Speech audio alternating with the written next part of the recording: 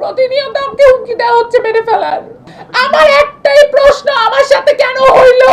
বাংলাদেশটা তোর কাছে বিক্রি করি নাই ফকিনের জি। তোর মায়ের জিনা করাবে আর তুই এই জিনারটা খাবি, তাই না? তোর মায়ের আমি ভাত খাওয়ামো, দরকার লাগে একটা ঠ্যাং একটা পাও কাইডাই না ভাত বাড়ির বয় খাওয়ামো। তুই মনে করিস তো তোরা ছেড়ে দিস আমি? তুই কত জিনা করে না টাকা কামাই করে তোরা খাস, হ্যাঁ? তোরা ধ্বংস হয়ে বাংলাদেশ মানে তোরা কি কমো আর, মানে তোরা এক গাড়ির তলা পরে মরে অ্যাক্সিডেন্ট করে মরবে যেই জিনা করস তোরা। আমি তোকে অভিশাপ দেয় না, অভিশাপ আল্লাহর তরফ তো আসবে। তোরা দেখ তোকে আল্লাহর তরফ তো অভিশাপে কি হস তোরা। আর যদি মনে করস আমার লাগা লাগ বনানিতে উষ্টা খাদামে একেবারে বাংলাদেশ পার করে দেবো। আমার চেনস তো আমি কত ডেঞ্জারাস।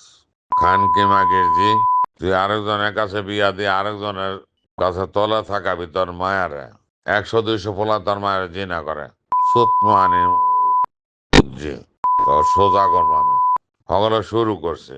তুই দেখ কি করি আমি সামনে।